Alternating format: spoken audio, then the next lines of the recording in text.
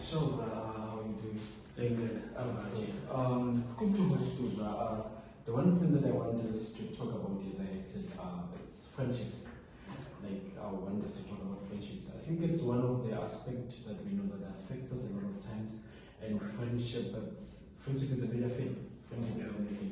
I don't know if what you could start with, like, what can you say about friendships? Or what can you say generally? What's a friendship? Like, when the word friend comes up, when somebody says he's my friend or she's my friend, like what comes to your mind? Like, what's the first thing you think of maybe when you talk about friendships?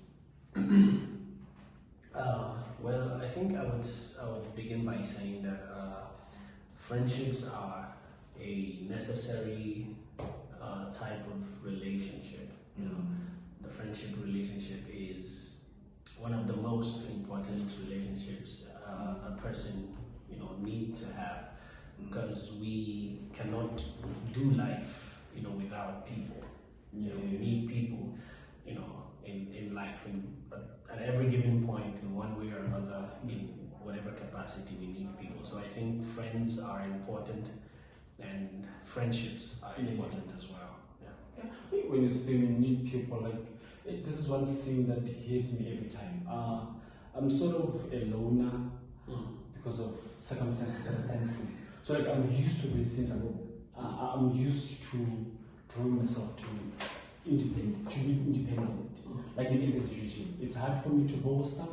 It's hard for me to ask favors. It's hard for me to ask people to help me with some stuff, because I'm just so used to doing things on my own. So, like, each time I have to remind myself, like, I need people. Like, now even this time around, like, everything that I've been using, I'm borrowing from people. It's hard. But it's hard. And each time I'm reminded, the people you need them for a reason. Yes. Irregardless of what people are going to be saying about them. Like, we need friends. Very true. And friends, they are thin lines, especially sometimes we have a lady that is close to you, we have a guy that is close to you. Like, it's translated into relationships most of the time. Sure. It's not translated into any normal friendships. It's more like it has to end somewhere with a romantic relationship. But when you say you need people, it clicks home when it's like friendship. Like, it hits home for me. You need people. But I do have a few explanations that I came around of friendships. We're going to get together. So these friendships, like the heading I had actually in the beginning was choice of associations rather, friends and relations. So friendship, it's said to be partners who provide support according to their abilities in times of need. The behavior is motivated in part by positive affect between partners. So, like, you provide somebody this help according to your abilities. And when it says according to your abilities, I think it hit me. Because when it says according to your abilities, it reminded me of one thing. Like, normally, say you're my friend, then I buy you, say, a smartwatch. When I buy you a smartwatch, it's more like in return, I'm expecting you to reciprocate with a smartwatch. Right. But it says according to your abilities. Yeah. Then it gets down to what people say, the thought matters. You remember, like, it's the thought that matters, not the gift itself. Right. Because at the end of the day, it hurts so much if somebody goes out as a friend, maybe, for example, buys you something. Then, like, say, an end product, you see these end products, like end label products, say Gucci, say Versace. It feels us guys avoid because they're too expensive, and you don't want to be associated with fake. Right. And so you try and be in the margins of what saying, okay, man, I cannot afford this. I'd rather buy a more cheaper brand than get away with that. So it's one of those things. But it says what? They provide according to their abilities. Yeah. So, like, you cannot provide beyond your ability. This is why, like, you're allowed in friendship to say, oh, I wish I could help my friend, but I can't help today. Because, like, the friend has to understand that I'm not able to help you. Right. I'm not able to be there for you. Right. It's one person. So, it goes on the second definition: someone who likes and wishes who believes that these feelings and good intentions are reciprocated by the other party. Yeah. So like, it's a friendship. These two people they believe that, okay, I love this person and I wish the best for them. And I wish they do the same for me. And we never get to know people's true intentions, to be honest. Yeah. Like, we never really get to know people's true intentions. This is why, like, at some point you hear people saying, I thought we were going somewhere. I thought we were going somewhere. So, like, I don't know. Like, do you think it has to be communicated? Like, do you have to communicate these feelings and good intentions? Do you have to communicate them? Like if I give you an apple, I expect you to give me an orange. Or if I give you an orange, I expect a banana later. Like, should we communicate or what? Should they be communicated, or it's something that we infer it has to be a in friendships? Well, okay, I think I can put it this way.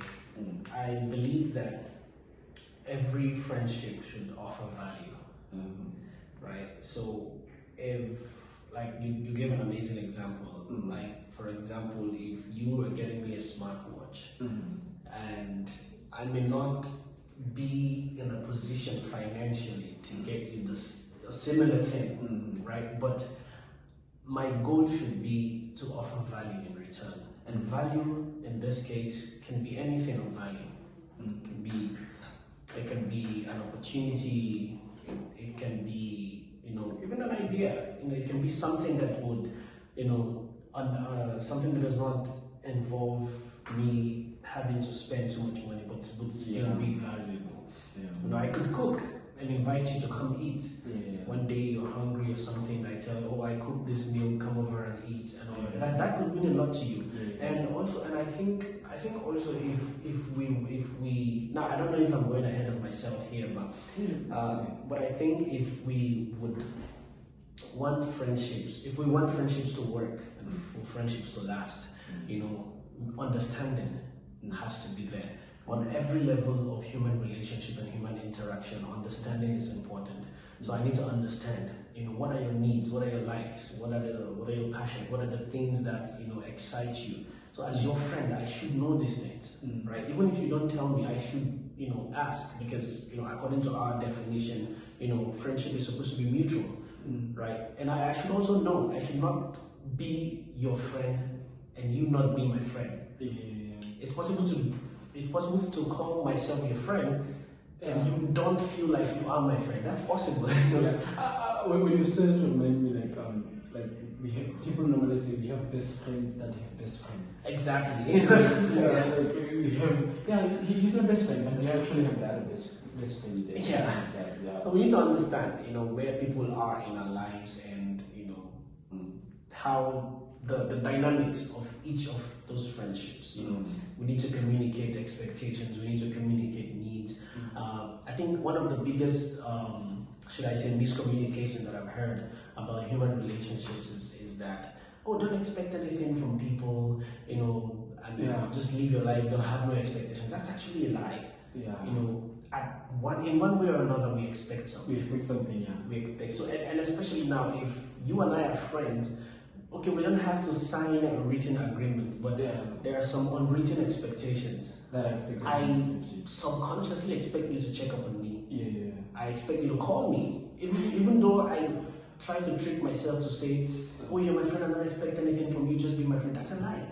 I expect some sort of, that's why we're friends. I expect some sort of exchange of value and affection as well. So and I was looking at this other thing, I look at ladies, how ladies take friendships. Ladies' friendships for them are more like relationships, like romantic. The way they hold each other accountable. Right. You cannot be my friend and be the other person's friend. And for us guys, since I don't know, it's not like we run away from vulnerability. Like, we don't want to be more vulnerable with other guys. Like, it's in rare cases that I find myself sitting down having vulnerable conversations with other people. That's very true. That's the other thing. And then sometimes you feel like, this feeling of giving and everything, sometimes giving to get, although the same expectations should be there because they are going to be there, it's something that I think is wrong in me. Right. If I give you something, it should be out of love. And you accepting it should be what I wanted. Not, but if you give something else too, I should take it as a bonus, I think. But in human relationships, there has to be some mutual reciprocation that is seen. Sure. Like to feel like, okay, this person at least appreciates what I'm doing, appreciate the effort, sees that I'm doing something else for them. Regardless of like how it may sound for them or whatever value. Because at the end of the day, the value normally that we talk about money. A lot of times. When you talk of things of value, it's valuable money. It's monetarily measurable. So even like things that are free, like time, since you cannot measure it in terms of money, then this is why we waste it. This is why we use it, because like there's no cost to it that you can see or put down like in mathematical terms. So that's the thing. But then going on with this explanation, it says friendships are connected to love, freedom, and choice. So this thing, an ideal definition of friendship is a voluntary relationship that includes a mutual and equal emotional bond, mutual and equal care, goodwill, as well as pleasure. So like it's voluntary, like you voluntarily go in that relationship. It's mutual, it's flexible, it can end, it's tangible. And it emphasizes equality, reciprocity. It requires like from each partner they have to be like equally effective involvement. Like sure. Like we have to provide like equal involvement. Like there has to be reciprocation. And it speaks of like the one thing that caught my eye here. I think it just hit me different. It's killing like it can end. True. We have to accept that it can end. Yeah, that's actually very true. Like it can end. And it's one thing that is hard to deal with. When the relationships end, we feel like now there has to be some enmity between these two people because the friendship has ended. So it is like we didn't consider it on the elements that of true friendship. Because like friendship is something that can be tangible, and it doesn't mean there has to be some element of enmity. Exactly. It doesn't like there are factors that can cause a relationship to end. Like people moving out from a particular place, going, or people getting married, or people traveling out, going for education, different reasons. I think even leaving the country to, come study or to come here to study, there are certain friendships that, could not survive the distance. And it's not because we were angry with one another, or we had a fight, or anything. It just kind of like died a natural death. Communication reduced. You get busy with your immediate environment. You have to do things in your immediate environment. You don't have the time to catch up and all of that. And slowly, it dies. It fades away. It fades away. So maybe it was meant to end at some point. But then distance. Now, okay, I'm not saying this like to say okay, distance should cause relationships to end. But there are just those cases where I don't know if you've heard the saying that 20 little children cannot keep playing together for 20 years, right? Look, a handful of children at this cannot keep playing, together, for a period of 20 years. And all. Sometimes some friendships, no matter how hard you push, no matter how hard you try, at some point it just doesn't work. Maybe it's true that like out of sight, out of mind. Maybe but in true sense, friendships involve some level of trust, even in relationships. Some level of trust, and there gets to be insecurities. Sometimes there gets to be jealousy and whatsoever. But like we said, since they're voluntary, they're personal because they're between two people. Like there's some spirit of equality between two people. Like they sort of function in the same level or something. Like nobody's demeaned because of who they are whatsoever. And the activities that they pursue and have fun together, the responsibilities are shared and everything. Like even the burdens are shared. Like when people share burdens together, the desire to continue and grow together, like those are the things that friendship should be, the healthy relationship friendship should be. And I think sometimes we go home and when we talk of possessiveness, we get possessive, you're my friend and I'm a friend alone and stuff. Like that's not how it's supposed to be. But there's one thing that I wanted to the scriptures normally guide us about friendships. Like, what can you say about traits of friendship? Like, what should one associate? Like, what should one choose when you do or when you choose friendship? What kind of people should you associate with, actually? Well, okay. Now, I think we now live in a society that says, that select or choose friends based on energy, vibe. Our energies match, what a vibe, and all of those things. While that is great, I think as believers now, our choice of friends should it's something we should put a lot of prayer and thought into. We can't just have casual friends or any kind of friends and all of that. And also, I think people need to have this in mind. Not every relationship falls under friendship. We have people. We have colleagues. We have classmates. We have companions. We have comrades. We have people we meet on a daily basis around. We should know that, okay, when it comes to that word friend, we should not just throw the word around loosely. It should have some meaning. It should have some strong meaning to it. So, and we should take time to choose people who will be our friend. We can relate with people, we can talk to people, but when it comes to friendship, people who are going to be close to us, our friendship circle, it is something we need to take time to choose, and there are values we should look out for. But I like to say this actually now. In as much as we are supposed to choose, we should ourselves have those values, or at least be on a journey to have those values that we need in people. Exactly. So we should invest ourselves. Before you say I need this in a person, then we should be doing that. Maybe exactly. There's one thing that I normally say if there's anything that is hard, it's acting on our advices. Like, we give people advices every day. But when it comes to acting on those advices, it's something else. Sure. So you see, okay, I'm giving out this guy advices today, but when it comes to my life and when I have to apply the very same advices, then it becomes a problem. That's true. So it's one of those things that you see a lot of times, okay, this is what we say things should be, this is how things should go, but at the same time it's different. But when you said now you just said people when they get to need certain values in people, they have to have them themselves. And when we look into Colossians 3:12-13, it says, "You are the people of God. He loved you, chose you for His own. So then, you must move yourselves with compassion, kindness, humility, gentleness, and be patient. Be tolerant with one another and forgive one another. Whenever any of you has a complaint against someone else, you must forgive one another, just as the Lord has forgiven you." And I don't know, even people who are not friends wrong each other on many bases.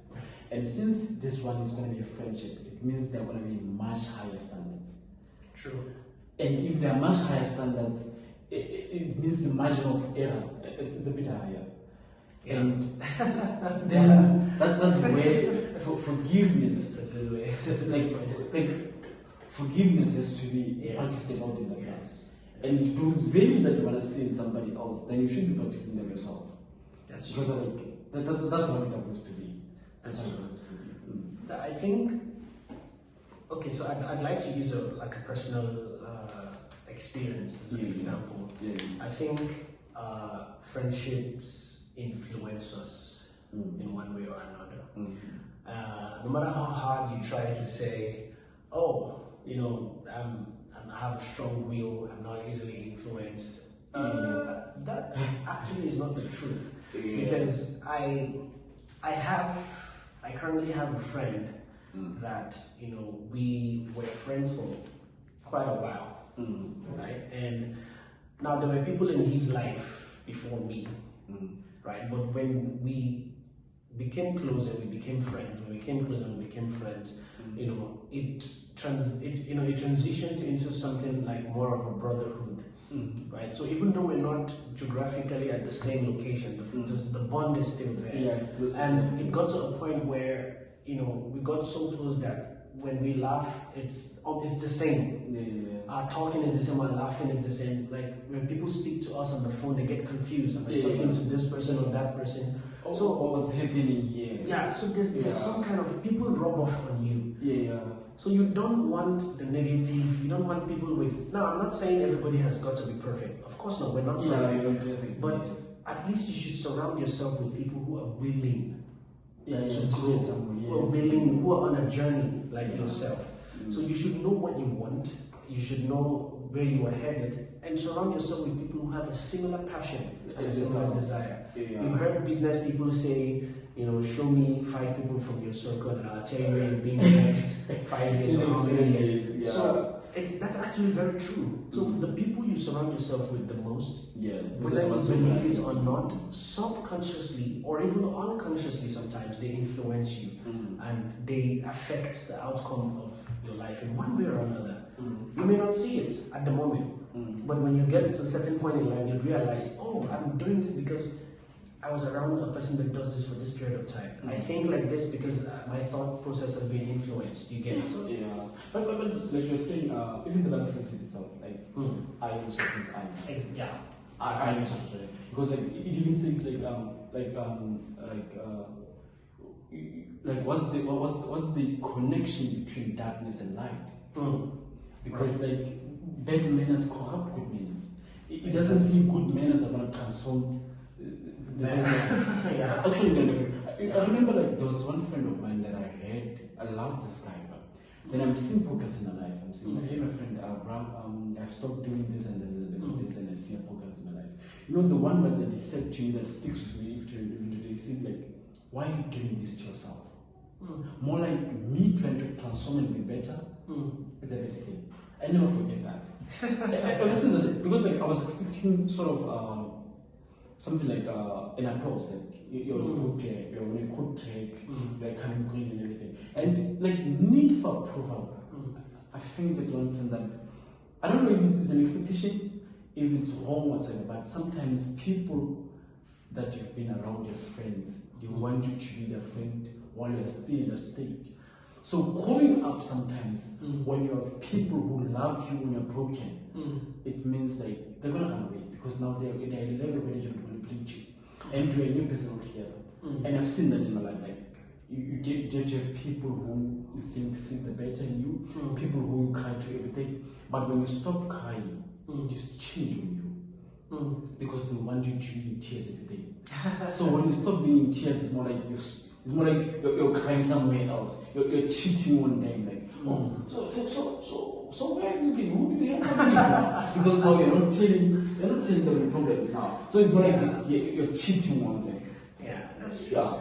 I think actually that's an amazing point because I've come to realize that there are certain people that cannot handle, you know, a certain level of transformation in the lives of people that they call their friends. So if I am genuinely your friend, then I should want to see you grow. I should want to see you be the best version of yourself. But now what happens is some people, like you rightly said, some people when, let's say for example, you and I have friends and like you've got a YouTube and let's say you hit 1 million subscribers or 1 million views or something like that. And you know, don't say 1 million views, but because we are at 85, like 85 subscribers at the point. Okay. Alright, so let's say 1 million subscribers, you know, and you know you and this, for you this is like a big win, and you're celebrating this win and all of that. And then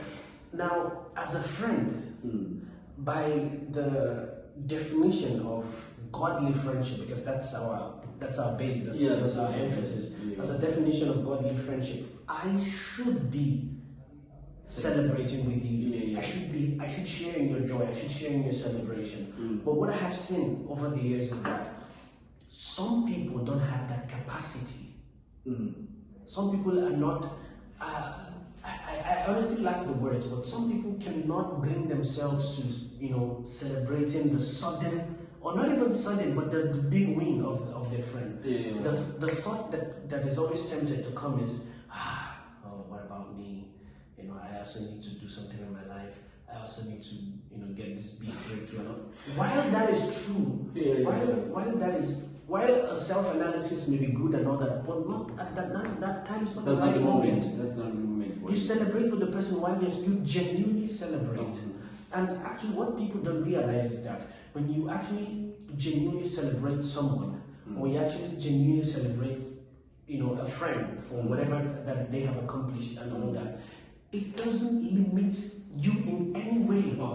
It doesn't stop you. It doesn't affect you. It in fact actually brings more chances to you of actually succeeding and stuff like that. And when you see, I read something somewhere recently. It says a person that stops their friend from being, okay, I'll just use this word, from being a millionaire, have denied themselves the opportunity to have a friend who's a millionaire. Yeah. So if I stop you from being a millionaire because I can't handle you being a millionaire, being successful while I'm not. Yeah. So if I stop you from having that or being that, then I can't also say that I have a friend who's a millionaire. So in other words, I'm also affected. So it's two-way. Yeah. So we don't see that. But if I have you as a millionaire, which means I can't suffer actually. Yeah, it's the truth. Like that's a benefit for me. Except we were never truly friends. But if we were truly friends, there's no way you're gonna succeed and I'm gonna be left behind. So you just said it well, you just said it so good. You just said it so good because you look at a lot of friendships that we think we have. There are a lot of times that I've said to myself I thought this person was my friend. A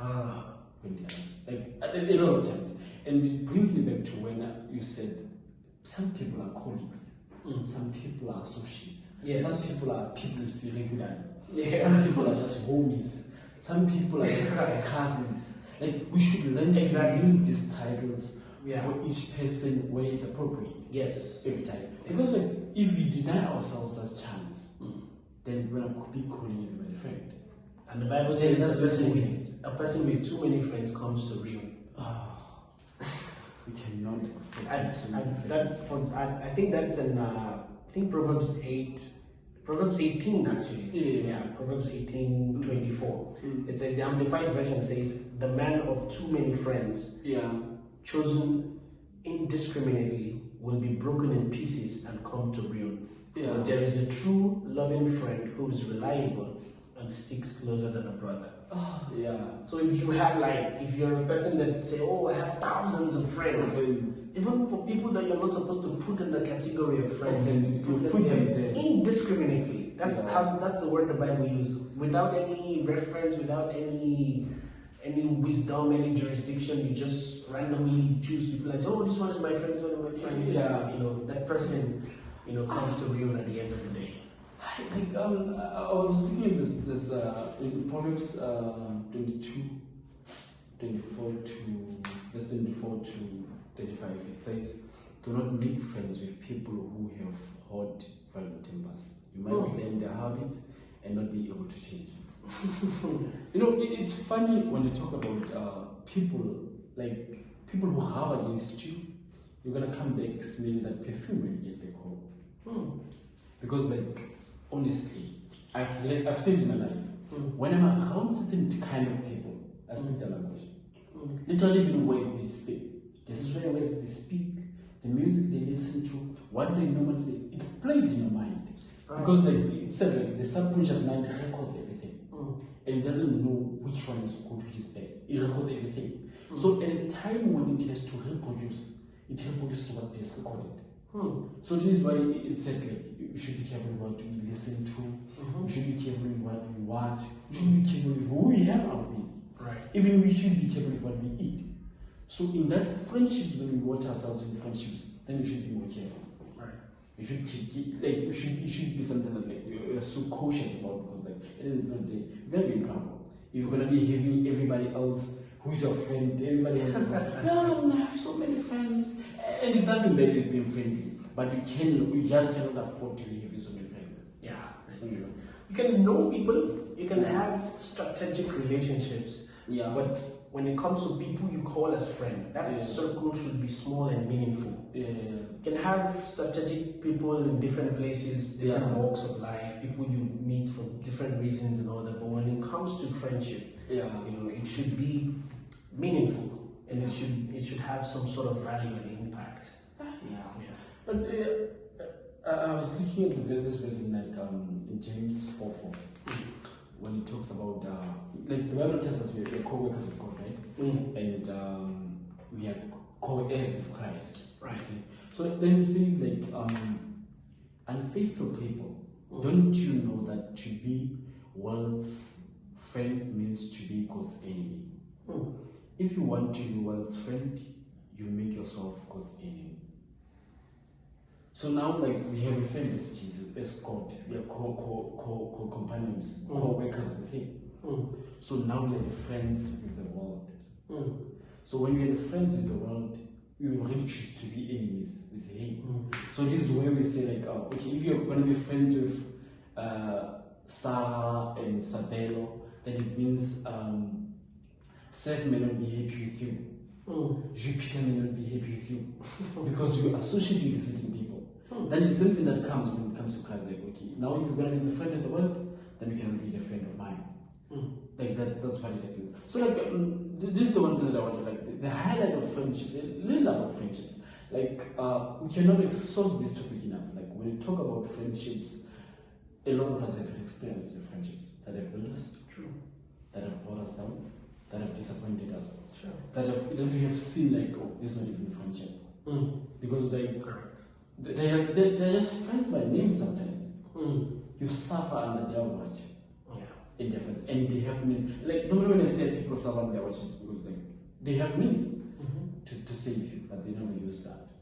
So like at the end of the day, it's friendships. They make us, they hurt us, they bring us down and everything. But we know that in Christ we should love everybody because love covers a multitude of sins.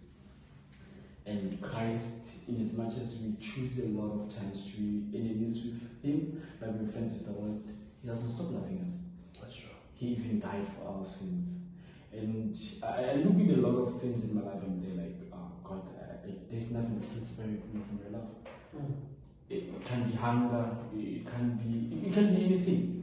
There's nothing that I can find in this world that can separate us from the love of God. True. Like there's just nothing. And friendships, I think it's a bigger picture of that, because like we have associates every day, we have people we meet every day. Like to come here alone, I don't know how many favors from friends for this video to be coming out. I don't know how many favors of friends that are going to be coming to put in together. Sometimes it's not even people who are willing to do that. That's true. I was reminded of this today. Like today, I was deciding, like I wanted to people who have been appearing on the YouTube channel. I wanted to give them something, and I was there like, I don't have enough, but I have to do something. I felt like even doing a video like, just to say thank you, thank you, and I was there like, it just won't be enough. And actually, there's nothing that's going to be enough. So my friends and everybody else, I want them to know this, like, you guys have made me what I am today. The 85 subscribers that I was laughing about is like those 100 views, whatsoever. Like, I have a bigger vision about this. God has put a bigger vision about this for me. And I was so reluctant, I was so hesitant, I was so scared to start. But at this point, even if I may not get to thank everybody, like one by one, say thank you for this, or even forget sometimes, because like when we get to the top, we forget we're people.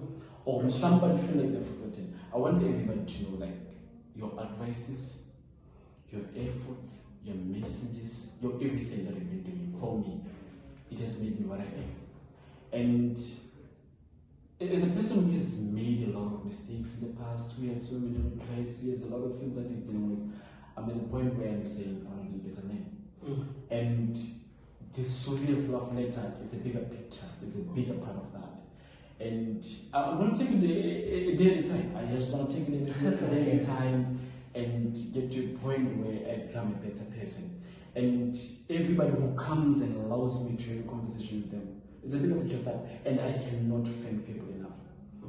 Like, I thank God for people that He brings. And sometimes, like, people may feel like, I don't even know what this guy is doing, but let me just help him. You're just helping me, but you're just taking me out of, like, a deep hole that I've been falling in. Because for the longest time, I've been dealing with depression, I've been dealing with anxiety, I've been dealing with stress, I didn't love myself and everything. But I'm at the point where I feel like, wow, it's getting better. And people are being of that. Even if I can speak and say I don't have friends, I don't have anything, but I have people. Let me even call them friends. I have people who have been helping me to get where I'm at today. And I cannot thank them enough, and I thank God for them. It's just like this verse in Numbers 6, 24 to 25, that says, God bless you. God shine His face upon you. God be gracious unto you. Like, give you peace. Like, that's where I'm at. I'm in those ways. Like, my friends, everybody who has helped me to be where I'm at today, with the channel, with my life, with everything. Like, I cannot thank you enough. Like, you guys are doing a marvelous job with me, and I feel like I'm a better person every other day. I don't even know where my plans about Sugar's Love Letter are going to get to where I need them to get, but I'm going to say, like, up to this point, you guys have helped me a lot, and that's what I'm saying. So I would want this conversation to be long and everything, but we will do that sometime. But and due to, I think, for him allowed us to like, words are not enough, but we're grateful for everything, and we thank everybody who's going to be watching this. Thank you. Thank you.